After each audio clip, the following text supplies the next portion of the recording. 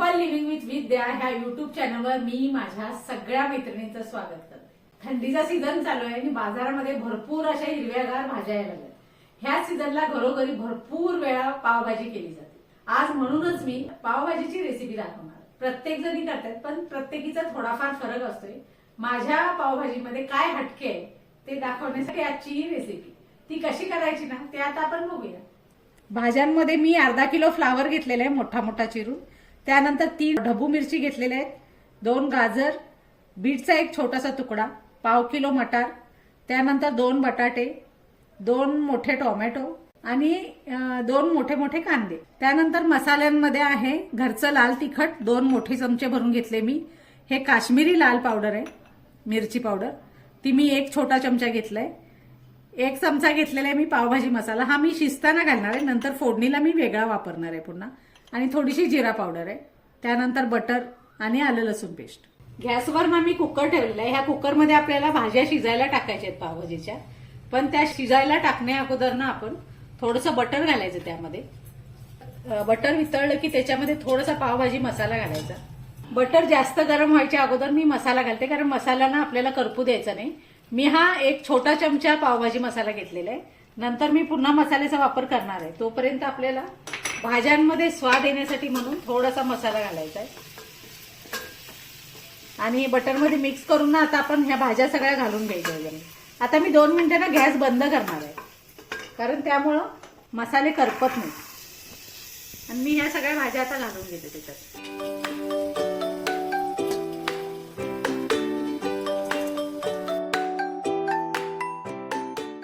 सगळ्या भाज्या घालून घेतलेल्या आहेत। आपण ना ह्या आता मसाल्यामध्ये व्यवस्थित अशा घोळवून घ्यायच्या आहेत। आपल्याला थोडंसं मिक्स केल्यामुळे ना भाज्यांना चव चांगली येते आणि बीटचा रंग छान उतरला जातो ह्यामध्ये, त्यामुळे भाजीला रंग पण छान येते। तर गॅस आपला चालू आहे, थोडंसं परतून मग आपण ह्याच्यामध्ये गरम पाणी घालून घ्यायचं। मी इकडे पाणी उकळत ठेवलं होतं त्या भाज्यांमध्ये घालायसाठी, गरम पाणीच घाला, त्यामुळे ना रंग पण छान येते भाजीला आणि भाज्या बुडतील इतकंच पाणी घालायचंय, जास्त नको। व्यवस्थित असं मिक्स करून आता 2-3 शिट्ट्या काढून घ्यायच्या याला। आता आपण ना पावभाजीला फोडणी घालायची, त्यासाठी मी एक जाड बुडाचं भांडं ठेवलेलं आहे, त्यामध्ये आता तेल घालून घेते मी। सुरुवातीला 1 पळीभर तेल घेतलेलं आहे मी आणि थोडं बटर घालते। सुरुवातीला थोडं बटर घातलेलं आहे, त्यामुळं इतकं आपल्याला फोडणीपुरतं हे बास होईल, कारण आपल्या भाज्या फक्त टोमॅटो आणि कांदा छान परतला गेला पाहिजे। इतकं तेल असलं किंवा बटर असलं तरी बास होईल। तेल गरम झालेलं आहे, आता ह्यामध्ये ना आपल्याला कांदा आधी परतून घ्यायचा आहे।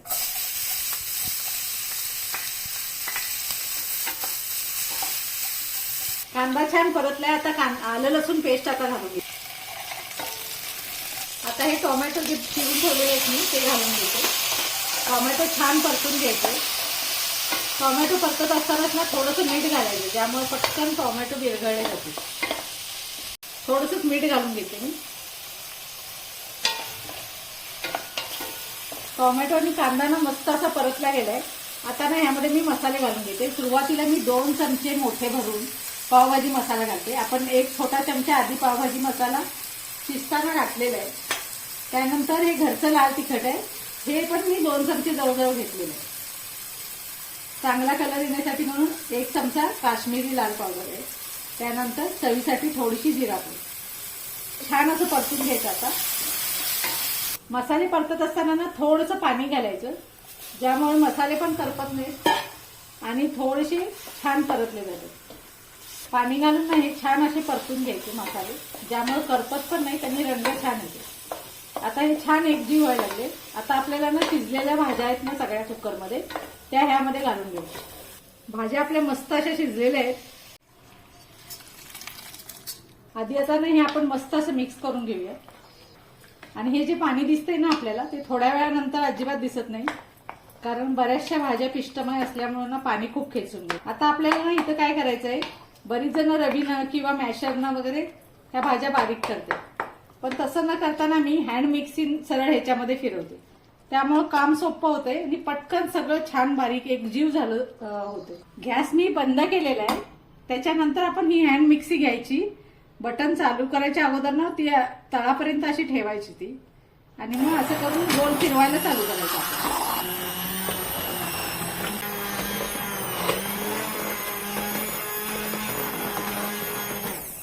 हे बघा तुमच्या लक्षात येईल हँड मिक्सीनं आपलं मस्त असं बारीक करून झालेलं आहे. आणि आता बघा तुम्ही मस्त अशी क्रीमी पेस्ट आपली तयार झालेली आहे एकदम. मुलांना जशी आवडते ना अगदी तशीच. ह्या असं पेस्ट असली की मुलं जास्त चुका काढत नाहीत काय. त्यानंतर आता ह्यामध्ये आपलं मीठ राहिलेलं आहे घालायचं, ते घालून घेऊया. हे बघा मगाशी आधी सुरुवातीला थोडंसं मीठ आपण घातलेलं आहे टोमॅटो शिजत असताना, आणि थोडं मीठ आता मी अंदाजे घातले. त्याशिवाय हे आता घट्ट वाटायला लागले आणि थोडंसं पाणी आता ह्यामध्ये आपल्याला ऍड करायचंय. कारण की जसजसा वेळ जाईल तसं हे खूप घट्ट होत जाते. त्यामुळे करताना नेहमी थोडंसं पातळ असं ठेवायचं. आता ह्यामध्ये आपल्याला आणखीन एक घालायचंय, म्हणजे सगळ्यात शेवटी बटर घालायचंय आणि चीज थोडंसं घालायचंय. त्यामुळे ह्या पावभाजीला एकदम छान अशी चव येते. ह्या मी चीजच्या थोडेसे स्लाइस टाकायला लागले याच्यामध्ये. चीज जर तुम्ही खिसून घातलं तरी चालेल. ह्याच्यामुळे की नाही एक रिच असा टेक्स्चर येते, याला चव पण खूप छान येते. हे बघा थोडंसं बटर घालते मी सगळ्यात शेवटला जेव्हा बटर घालतोय ना आपण, त्यामुळे त्याची आणखीन थोडीशी चव मस्त अशी वाढून येते. बटर टाकल्यानंतर ना आपण भाजी थोडा वेळ झाकून ठेवली होती. मस्त अशी आता ह्याला उकळ आली, कलर पण छान आलाय. आता ह्याच्यावर शेवटला आपण गॅस बंद करायच्या अगोदर कोथिंबीर घालायची आणि मग गॅस बंद करायचा. ही भाजी आता आपली खायला तयार झालेली आहे.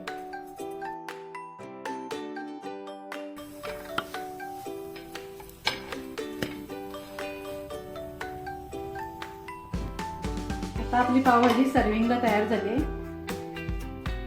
काढून घेऊया आपण.